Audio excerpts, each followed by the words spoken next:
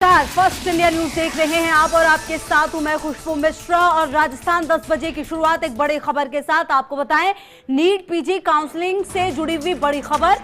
High court के आदेश के बाद एनआरआई कोटे की सीट को लेकर काउंसलिंग में पैच।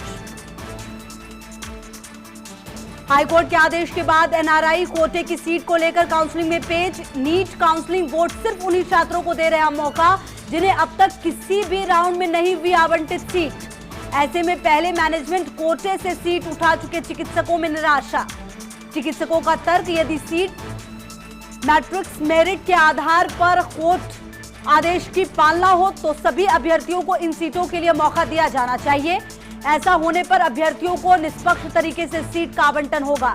हालांकि इस बारे में काउंसलिंग बोर्ड का यह है तर्क। कोर्ट ने एनआरआई कोटे की सीट पर हुए मेरिट के आधार पर आवंटन का दिया है निर्देश। जिन अभ्यर्थियों को आवंटित हो चुकी है सीटें, उन्हें फिर से नहीं दिया जा सकेगा मौका, क्योंकि इससे पूरी काउंसलिंग प्रक्रिया होती है प्रभावित। तो हाईकोर्ट के आदेश के बाद सीट को लेकर काउंसलिंग में पेच। और विकास हमारे सहयोगी ज्यादा जानकारी के लिए इसी खबर पर हमारे साथ। विकास, क्या कुछ अपडेट आपके पास इस पूरे मामले में? देखिए, इस पूरे मामले को लेकर के नीट काउंसलिंग का जो इशू आया था सामने, उसमें हाईकोर्ट ने आदेश जारी किया है, जिसमें उन्होंने बताया कि जो हाईकोर्ट की जो सिंगल बेंच है, उस सिंगल बेंच ने जो आदेश दिया था उसको पास किया था। साथ में कहा था कि मेरिट और जो मैट्रिक्स के आधार पर जो प्रवेश है वो दिया जाए, लेकिन जो मैनेजमेंट कोटे की जो सीटें हैं उन पर प्रवेश दिया जाए। लेकिन अभी जो प्रक्रिया शुरू की गई है वापस दोबारा से, उसमें नीट काउंसलिंग बोर्ड सिर्फ उन्हीं छात्रों को मौका दे रहा है जिन्हें किसी भी राउंड के अंदर कोई सीट आवंटित नहीं हुई है। यानी कि जो पहले से मैनेजमेंट कोटे में सीट उठा चुके हैं उन चिकित्सकों को मौका नहीं दिया जा रहा है। ये और इसी को लेकर चिकित्सकों में निराशा है। उनका कहना है कि अगर कोर्ट का आदेश माना जाता है तो उस स्थिति में सभी को मौका दिया जाना चाहिए। अगर सभी को मौका मिलता है तो उस स्थिति में काफी निष्पक्ष तरीके से काउंसलिंग हो पाएगी।